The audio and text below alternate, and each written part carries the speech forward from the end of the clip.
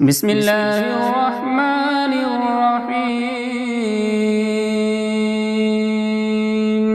ياسين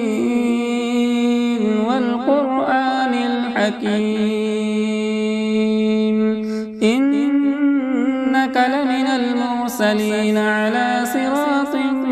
مستقيم تنزيل العزيز الرحيم لتنذر قوما ما أنذر آباؤهم فهم غافلون لقد حق القول على أكثرهم فهم لا يؤمنون إنا جعلنا في أعناقهم أغلالا فهي إلى الأذقان فهم مقمحون وجعلنا من بين أيديهم سدا ومن خلفهم سدا فأغشيناهم فهم لا يبصرون وسواء عليهم أأنذرتهم أم لم تنذرهم لا يؤمنون إنما تنذر من اتبع الذكر وخشي الرحمن بالغيب فبشره بمغفرة وأجر كريم إنا نحن نحيي الموتى ونكتب ما قدموا وآثارهم وكل شيء أحصيناه في إمام مبين واضرب لهم مثلا أصحاب القرية إذ جاءها المرسلون إذ أرسلنا إليهم اثنين فكذبوهما فعززنا بثالث فقالوا إنا إليكم مرسلون قالوا ما أنتم إلا بشر مثلنا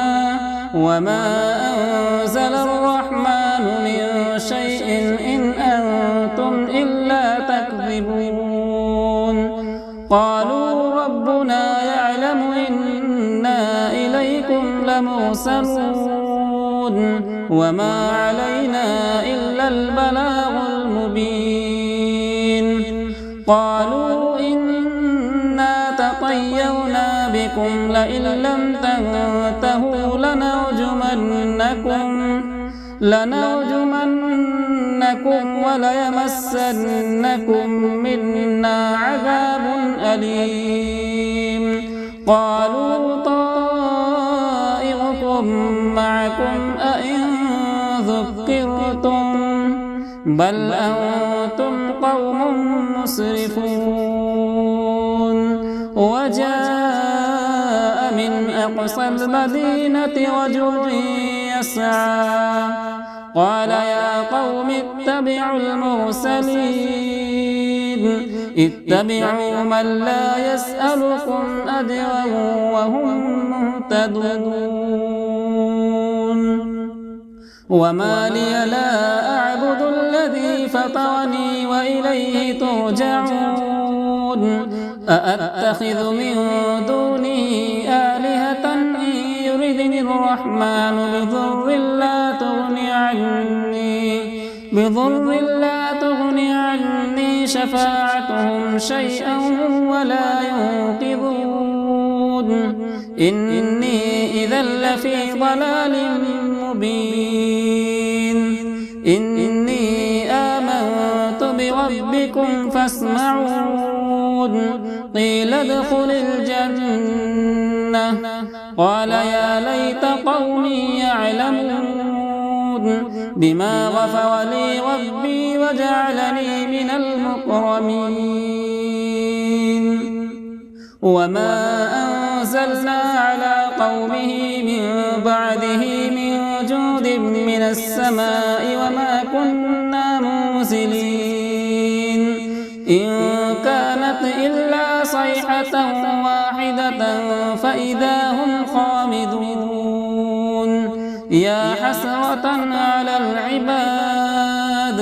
ما يأتيهم رسول إلا كانوا به يستهزئون ألم يروا كم أهلكنا قبلهم من القرون أنهم إليهم لا يرجعون وإن كل لما جميع لدينا محضرون وآية لهم الأرض الميتة وأحييناها وأخرجنا منها حبا فمنه يأكلون وجعلنا فيها جنات من نخيل وأعناب وفجرنا فيها من العيون ليأكلوا من ثمره وما عملته أيديهم أفلا يشكرون سبحان الذي خلق الأزواج كلها مما تنبت الأرض